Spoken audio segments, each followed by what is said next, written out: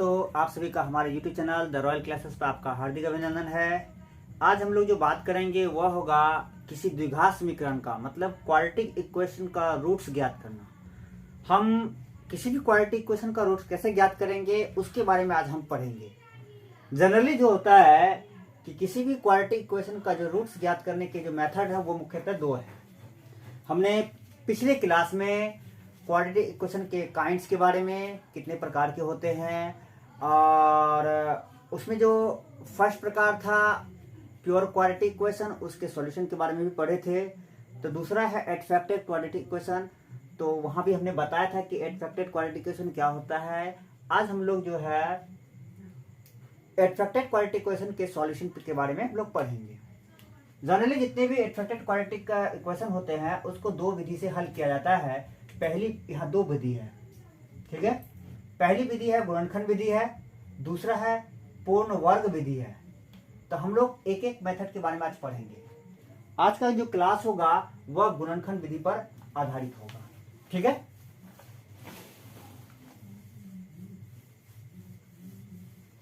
तो आज हम लोग पढ़ेंगे फैक्टोराइजेशन मेथड। हम इसी के बारे में पढ़ेंगे कि ये होता क्या है, ठीक है। प्रिय छात्रों, अगर हमारे चैनल को सब्सक्राइब नहीं किए हैं तो कृपया हमारे चैनल को सब्सक्राइब करें, ताकि हम जो है कॉन्सेप्ट और थ्योरी के साथ साथ जो है आपका सॉल्व पेपर और उस कॉन्सेप्ट पर जो आधारित प्रश्न होते हैं, मैं उस टाइप का प्रश्न जो है आप तक पहुंचा पाऊं। तो हम लोग गुणनखंड विधि के बारे में जानते हैं। किसी भी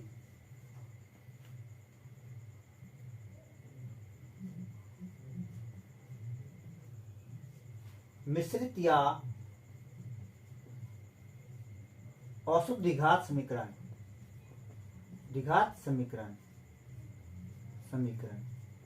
कहने का मतलब ax square plus bx plus c equal to 0 का गुणनखंड ज्ञात करने के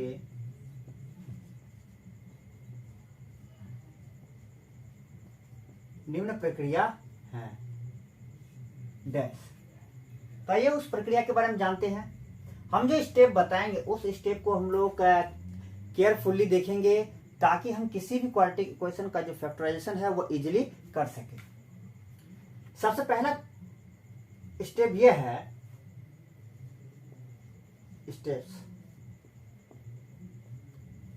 सबसे पहला स्टेप ये है कि ये जो क्वाड्रेटिक इक्वेशन है उसमें ax स्क्वायर का टर्म और जो c का टर्म है उसको मल्टीप्लाई करेंगे। कहने का मतलब सर्वप्रथम ax स्क्वायर एवं c का गुणनफल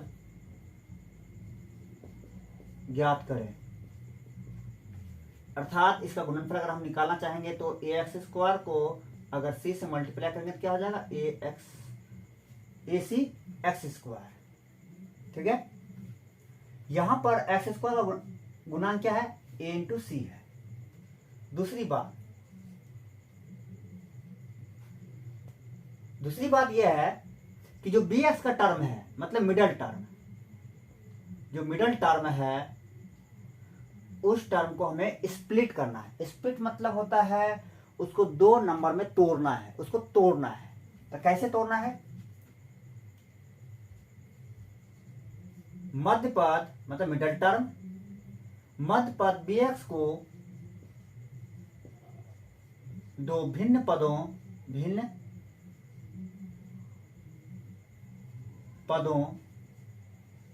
p एवं q में तोड़े।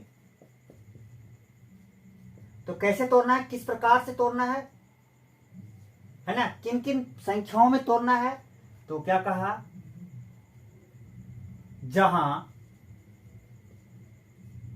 तीसरा टर्म क्या मैंने कहा, जहां, नहीं अब ऐसे लिख सकते हैं, bx को इस प्रकार पृथक करें कि p into Q equal to हो जाए AC, कितना हो जाए, AC हो जाए। समझे मेरी बात, क्या हो जाए, AC। पृथक करें कि P into Q equal to AC हो जाए एवं P एवं Q को जोड़ने या घटाने पर x का गुणांक कितना है, b,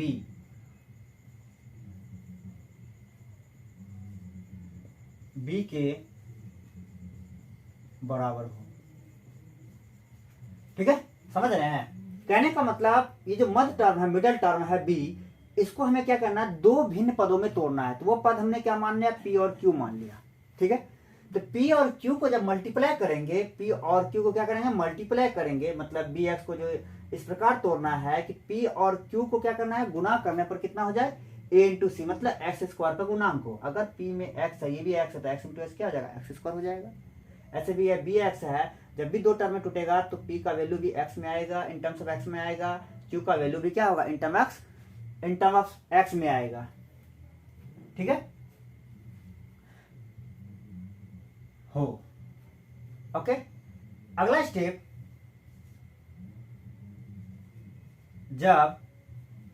अगला स्टेप ये होगा, जब समीकरण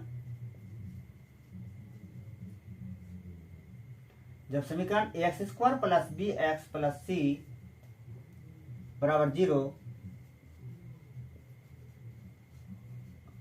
गुणनखंडित हो जाए तो प्रत्येक एक घातीय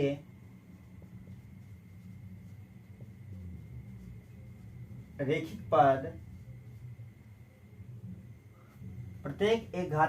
पद को हल कर मूल मतलब रूट्स, मतलब x या कोई भी वेरिएबल क्वांटिटी, चर,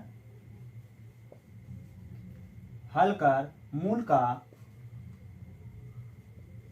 मान ज्ञात कर लेते हैं। इस प्रकार मेरा गुणनखंड क्या होता है, पूरी हो जाती है। क्या हो जाता है, पूरी हो जाती है, गुणनखंड ज्ञात कर लेते हैं।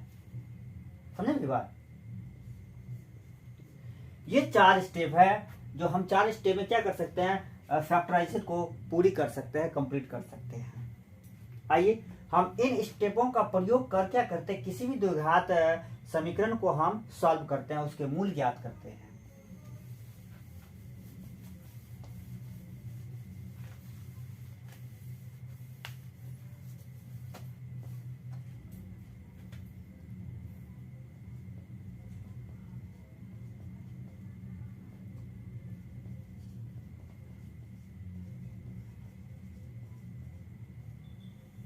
ठीक है मित्रों,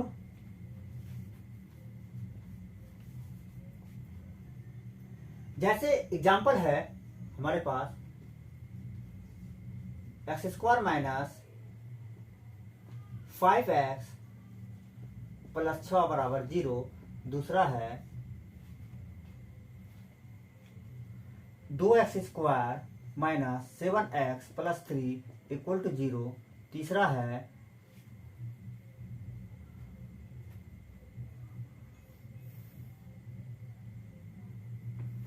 8x square minus 22x minus 1 equal to 0। ठीक है, हम तीनों को आसानी से सॉल्व कर सकते हैं। तो हम इसमें से किसी एक या दो प्रश्न को हम सॉल्व करके आपको दिखाते हैं कैसे हमको फैक्टराइज करना है। तो हम 2 नंबर लेते हैं, ये बहुत इजी है, तो आप इसको आसानी से कर लीजिएगा। हम इसको सॉल्व करते हैं 2 नंबर को। Solution 2x² minus 7x plus 3 equal to 0। देखिए, फैक्टराइज करने से पहले हम आपको रफ करके दिखाते हैं। रफ क्यों करना है, तो इसका पहला फायदा यह है कि आप जो फैक्टराइज करेंगे उसमें आपको कहीं भी माइनस प्लस या किसी भी प्रकार का त्रुटि होना संभव नहीं है। इसीलिए तो हमने आपको क्या बताया कि द्विघात समीकरण x² plus bx plus c equal to 0 में क्या करना है, ax² का टर्म इस टर्म को और इस टर्म को क्या करना है, मल्टीप्लाई करना है। मतलब ax² into C equal to क्या होता है, ac(x²). ठीक है, तो आइए यहाँ पे क्या है, 2x² है, यहाँ कितना है, 3 है, तो 2x² को हम 3 से मल्टीप्लाई करते हैं, तो 2 तिया 6x², यहाँ पे कितना है, 6 है। देखिए, अब इस टर्म को क्या करना है, स्प्लिट करना है। मतलब 7x को 2 पदों में हमें क्या करना है, विभक्त करना है। तो कैसे विभक्त करना है कि दोनों पद को अगर मल्टीप्लाई करेंगे तो कितना पुर जाए, 6x² पुर जाए, और जोड़कर हो या घटाकर हो तो उन दोनों पदों का जो मान आना चाहिए वो कितना आना चाहिए, 7x आना चाहिए। ठीक है, यहां तक समझ गए। तो चलिए आगे चलते हैं हम लोग। तो हम क्या करेंगे, सबसे इजी तरीका क्या है कि x² का जो गुणांक आएगा ना उसे आप तोड़ें। क्या करें, उसे तोड़ दें। तो हम तोड़ते हैं इसको। आपको अभाज्य गुणनखंड आता होगा अच्छा से। तो 2 से 3 बार में अगर हम 3 को दे देते हैं तो कितना आ जाएगा, 1।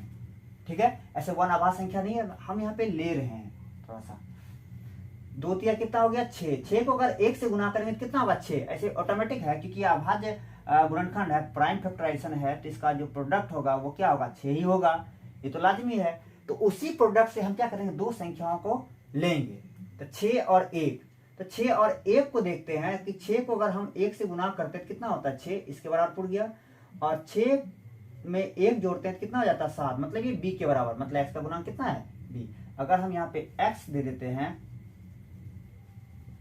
7x पुर गया, और 6x into x equal to क्या हो जाएगा, 6x²।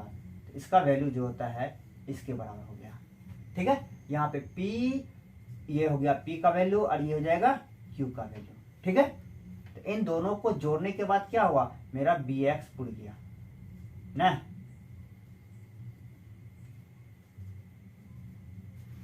ठीक है, तो 7x जो स्प्लिट होगा वो होगा 6x प्लस x में।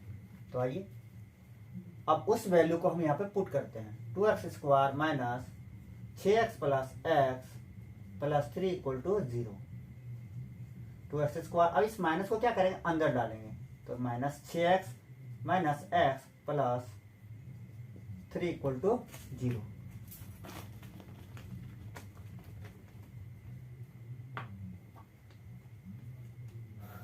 ठीक है, अब आगे देखते हैं। इन दोनों में कॉमन ले लेते हैं, इस दोनों में कॉमन, फिर इन दोनों में कॉमन आया, क्योंकि देखिए यहाँ पे पहले 3 टर्म था, अब ये कितने टर्म में चला गया, 4 टर्म में। तो 2 टर्म का हम लोग क्या कर सकते हैं, कॉमन निकाल सकते हैं।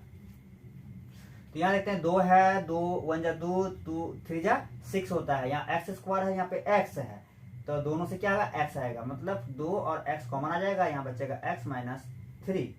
इन दोनों में यहाँ x है, यहाँ पे x नहीं है, यहाँ पे कोई संख्या भी गुणांक नहीं है, जो संख्या कॉमन आएगा, तो दोनों में कुछ नहीं, तो क्या है, 1 कॉमन है, तो हम -1 कॉमन लेते हैं। तो माइनस को कितना से गुना करेंगे, क्या होगा, प्लस हो जाएगा। तो यहाँ पे माइनस है तो x प्लस हो जाएगा, और माइनस को कितना से गुना करेंगे कि प्लस हो जाएगा, तो माइनस से तो 3 है ना। ऐसे भी अगर 2 टर्म से अगर माइनस कॉमन लेते हैं तो अंदर का जो पद है उसका चिन्ह बदल जाता है। तो हम देखिए, तो ये टर्म और ये टर्म क्या है, सेम है, यहाँ मल्टीप्लाई है, ये दोनों प्रोडक्ट है, ये दोनों प्रोडक्ट है। इन दोनों में एक टर्म क्या है, कॉमन है, उसको हम बाहर निकाल लिए, जो बचा उसको हम लोग ब्रैकेट में रख लेते हैं इक्वल टू 0। अब यहाँ देखिए जैसा कि दोनों पद का प्रोडक्ट क्या है, 0 है। हम पिछली क्लास में कुछ कॉन्सेप्ट के बारे में जो है बताए थे, जब हम थ्योरी पढ़ा रहे थे, थ्योरी पढ़ा रहे थे, तो वहां पे हमने कॉन्सेप्ट बताए थे कि अगर 2 राशि का प्रोडक्ट 0 है तो उसमें प्रत्येक राशि जो है 0 के बराबर होता है, 0 के बराबर होता है, ऐसा हमने कहा था। तो यहाँ पे हम लागू कर सकते हैं x माइनस 3 इक्वल टू 0, तो x बराबर क्या हो जाएगा 3, 2x माइनस 1 इक्वल टू 0, तो 2x बराबर ये माइनस 1 उधर जाएगा प्लस 1, तो x इक्वल टू क्या हो जाएगा 1/2। तो यहाँ पे देखिए x के कितने वैल्यू है, 2 वैल्यू है, अतः x का जो मूल है वो कितना है 3 एवं 1/2 है। इस प्रकार से मेरा सॉल्यूशन क्या होता है, कंप्लीट हो जाता है। और फैक्टर किसको कहते हैं, आइए जरा ध्यान से देखिए। ये जो 3 टर्म है, ये जो समीकरण है, यह समीकरण यहाँ पे आके क्या हो जाता है, गुना में जाता है। क्या हो जाता है, गुना में। आप जानते हैं किसी भी टर्म को हम गुना के रूप में व्यक्त करते हैं तो उसको फैक्टर कहते हैं। ठीक है, चलिए इसी प्रकार से अगर हम तीसरे सवाल को सॉल्व करें तो बहुत आसानी से हो जाएगा, है ना। हम तीसरे सवाल को लेते हैं। तीसरा सवाल है 8x square minus 22x minus 21 equal to 0। ठीक है, तो मैंने कहा क्या कि रफ कीजिए, सबसे अच्छा रफ कीजिए। हम रफ करते हैं। 8x स्क्वायर को 21 से क्या करेंगे, गुना करेंगे, कितना हो जाएगा 8 1 जा 8, 8 2 जा 16, 168 एक्स स्क्वायर। ठीक है, हम यहाँ पे माइनस और प्लस का कभी चर्चे नहीं करेंगे। जब बीच का टर्म को स्प्लिट करेंगे वो माइनस प्लस जो है अपने आप एडजस्ट हो जाएगा, कौन सी संख्या में माइनस जाएगा कौन सी संख्या में प्लस होगा, है ना, वो अपने आप एडजस्ट हो जाएगा। हमें कभी ध्यान ही नहीं देना है कि नेगेटिव पुराना है कि पॉजिटिव पुराना है, क्या पुराना, ये बहुत ही इजी तरीका है। ठीक है, आइए तो हमने क्या कहा कि दूसरा जो टर्म है मतलब मिडल टर्म है, इसको तोड़ना है हमें। तो 22x को दो टर्म में तोड़ना है, दो पदों में तोड़ना है। तो तोड़ने के लिए आपको क्या तरीका बताया था, एक्स स्क्वायर जो गुणांक है आप उसी को तोड़िए। तो हम 168 को तोड़ लेते हैं। आइए 2 से 8 84 बार में, 2 से फिर ये कितने बार में 4 2 42 बार में, फिर ये 2 से 21 बार में, ये फिर 3 से कितने बार में 7 बार में। जब देखते हैं 2 दूनी 4, 4 गुना 7 करते हैं तो कितना हो जाता है, यहाँ पे 4 हुआ और ये 7 है, तो 4 को अगर 7 से गुना करते हैं तो कितना हो जाता है 28 और 2 तिया 6। ठीक है, 28 को अगर हम 6 से मल्टीप्लाई करते हैं तो कितना होता है 168। अगर यहाँ पे x लगा देते हैं तो क्या हो जाएगा एक्स स्क्वायर हो जाएगा। इसका जो वैल्यू है वो इसके वैल्यू के बराबर है ना। अगर हम इसको p मानते हैं और इसको q मानते हैं तो p में अगर q घटाते हैं मतलब 28x में अगर हम 6x घटाते हैं तो कितना हो जाता है 22x हो जाता है। मतलब ये जो 22x टर्म जो टूटेगा दो पदों में वो होगा 28x माइनस 6x। ठीक है, समझ गए। ठीक है, क्यों मैंने कहा था कि जब हम मिडल टर्म को स्प्लिट करेंगे तोड़ेंगे तो जोड़ने पर या घटाने पर जितना वो है मिडल टर्म जितना होता है उतना होना चाहिए, लेकिन गुना करने पर कितना होना चाहिए, ए एक्स स्क्वायर इंटू सी के गुणनफल के बराबर होना चाहिए। तो आइए हम अब लिखते हैं 8x स्क्वायर माइनस 22x को क्या लिखेंगे 28x माइनस 6x। तो यहाँ ब्रैकेट आ जाएगा क्योंकि दो टर्म में है 6x minus 21 equal to 0, 8x square. अब इस माइनस को अंदर ढालिए, minus into plus minus 28x minus into minus plus 6x minus 21 equal to 0। अब इस दोनों में कॉमन देखिए, 8 तो कॉमन आएगा नहीं, 4 4 दूनी 8, 4 7 28, एक्स स्क्वायर है यहाँ x है तो इसका मतलब 4x क्या आएगा कॉमन आएगा, यहाँ बचेगा 2x माइनस 7। क्या ये बचेगा 4 7 28x। यहाँ प्लस है, प्लस कॉमन लिया, 6x और 21 है, यहाँ तो x है यहाँ x नहीं है तो इसका मतलब x तो कॉमन आएगा नहीं। 3 दूनी 6 है और 3 7 21, तो अगर हम 3 से मल्टीप्लाई करते हैं तो दोनों में 6 और 21 आता है, 3 के पहाड़ा में 6 भी आता है 21 भी आता है, इसका मतलब 3 दोनों से कॉमन आएगा तो बचेगा 2x माइनस 7 इक्वल टू 0। देखिए प्लस जब हम कॉमन लेते हैं तो अंदर का जो पद आएगा उसके चिन्ह बदलते नहीं है। अब देखिए जैसा ये भी प्रोडक्ट में है ये भी प्रोडक्ट में, दोनों में एक टर्म क्या है सेम है। याद रहिए जब आप कॉमन लीजिएगा दो टर्म का, ठीक है, तो आपका एक टर्म हमेशा क्या आएगा सेम आएगा।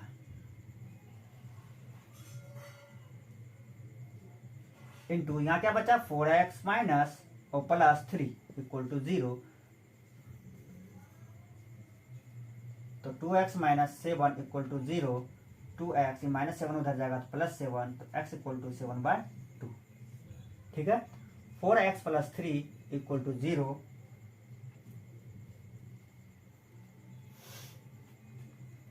तो 4x ये प्लस है उधर जाएगा तो माइनस होगा।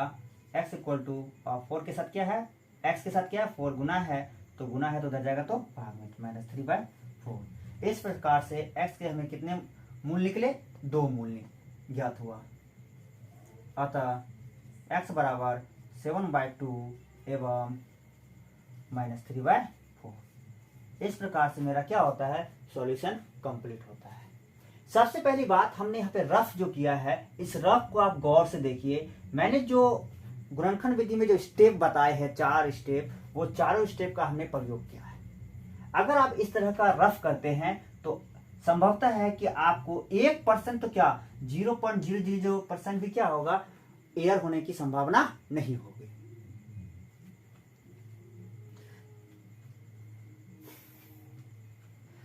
आशा है कि आपने मेरा इस गुणनखंड मेथड को अच्छी तरह समझा होगा। तो मेरा आपसे बस इतना ही निवेदन है कि मेरे इस वीडियो को अधिक से अधिक अपने दोस्तों, अपने ग्रुपों, अपने अन्य छात्रों को क्या करें, शेयर करें। अगर हमारा ये वीडियो अच्छा लगा है तो कमेंट करें। अगर किसी तरह की कोई प्रॉब्लम्स है या कोई प्रश्न है तो आप कमेंट बॉक्स में लिखें, ताकि हम उसके सॉल्यूशन को अगले क्लास में आप तक पहुंचा सकें। सो धन्यवाद। जय हिंद, जय भारत।